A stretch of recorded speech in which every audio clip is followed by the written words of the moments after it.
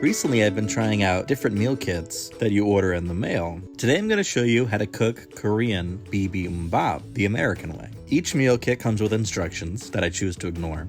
I have found out that these are very easy for cooking novices like me. It is also the second time that I've cooked for this channel. This is the beginning of our new section. We call it the Dummy Edition. If I can cook it, anyone can. By the way, this video is not sponsored by anyone. We're just trying different meal kits, and we'll come out with a review video maybe later about our thoughts. For 2 servings, we will need 10 ounces of ground beef, a quarter cup of rice, 1 zucchini, 3 carrots, sesame oil, sriracha, soy sauce, and some white wine vinegar. We will also need spring onion, ginger, 2 cloves of garlic, and 4 button mushrooms. The first step is to wash and dry all the vegetables. Slice the zucchini into thin half moons, and then leave it aside. And then slice the button mushrooms. Leave them aside as well. Make sure your table is clean, otherwise just leave the ingredients in a bowl. We're going to trim and thinly slice the spring onion. Make sure to separate the whites from the greens, and to separate these from the rest of your vegetables for later use. In a small bowl, combine the white part of the spring onion with vinegar and add a pinch of salt. Set this aside to quick pickle. The next step is to shave carrots into ribbons. You can tell I was doing it wrong at the beginning. This is the wrong way to do it. Learn from me. Instead, use a peeler, rotating as you go until you reach the core. It will be hard to continue. The instructions say to discard them, but I'll just take a bite. It's fine. Nothing's wasted. Next, dice the garlic.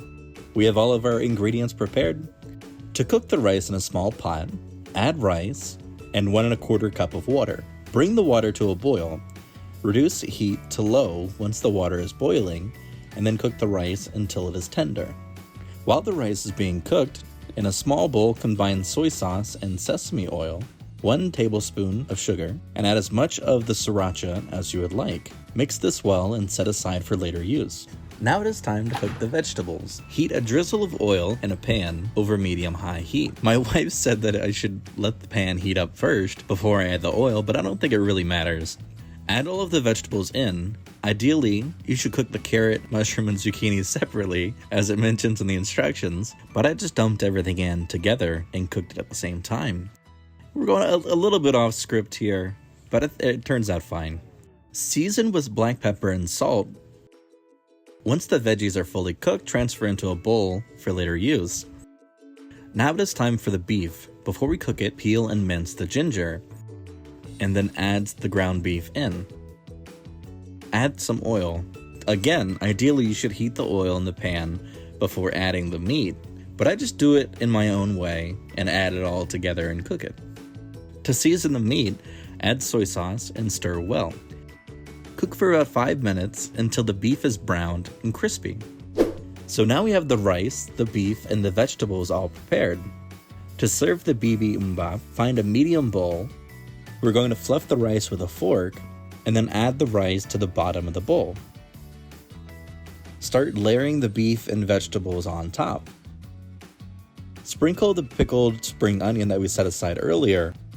And finally, top the whole thing off with that sauce that we prepared earlier. That is our version of Korean Bibimbap. Let's compare this to the instruction picture. It's kinda different, as we haven't cooked the vegetables separately and might have missed some of the steps, but it's still okay. What do you think?